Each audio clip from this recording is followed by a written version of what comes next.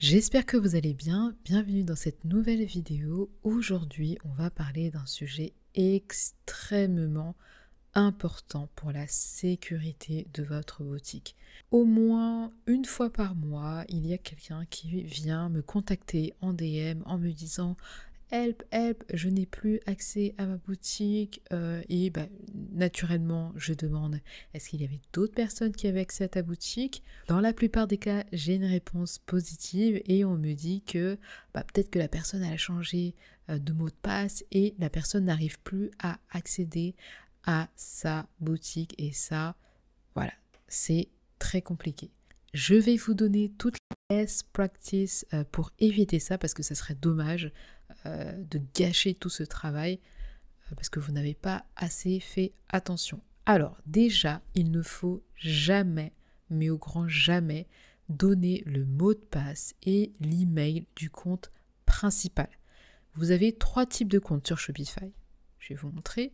Quand vous allez dans Paramètres, Utilisateur et autorisation, vous avez le propriétaire de la boutique. C'est la personne qui a tous les droits, notamment le droit de transférer la propriété, transférer la boutique à quelqu'un d'autre. Ensuite, vous avez les employés, mais maintenant, avec le forfait basique, malheureusement, vous n'avez plus droit aux employés. Et enfin, vous avez les collaborateurs, donc c'est tout ce qui est concepteurs, développeurs, les personnes du marketing digital, des designers, enfin bref, des personnes avec qui vous allez travailler. Ne donnez surtout pas, je le répète, comme ça rentre bien dans votre crâne, le mot de passe et l'email, d'accord, vous pouvez donner des accès collaborateurs.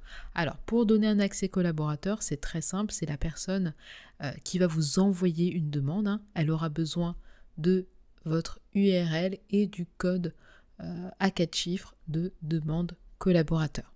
Ensuite, bien sûr, la personne va cocher les droits dont elle pense avoir besoin pour venir travailler sur votre boutique.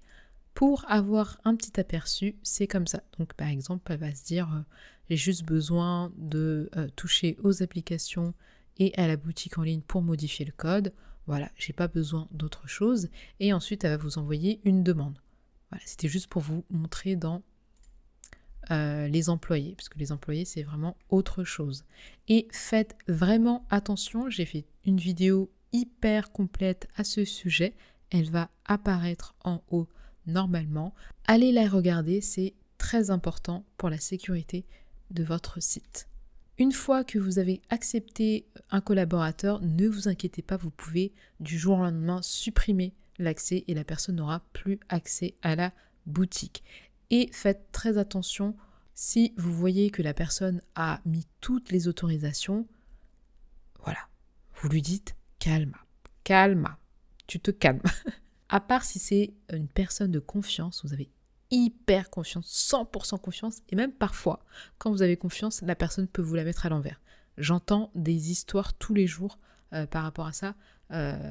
Méfiez-vous, vraiment, méfiez-vous. Si la personne a sélectionné toutes les autorisations, vous êtes dans votre droit d'enlever des autorisations et de quand même accepter. Après, vous pouvez discuter avec la personne pour lui dire je trouve que tu abuses, tu n'as pas besoin de voir mes clients, tu n'as pas besoin de voir mes commandes, il faut juste que tu ailles m'installer une app, tu n'as pas besoin de ça.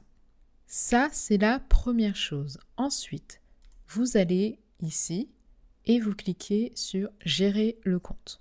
Vous allez dans sécurité parce que vraiment, je vous le dis, au moins une fois par mois, j'ai quelqu'un qui me vient et qui me dit j'ai plus accès à ma boutique, j'ai changé de numéro de téléphone entre temps, comment ça se passe, comment je fais, aide-moi.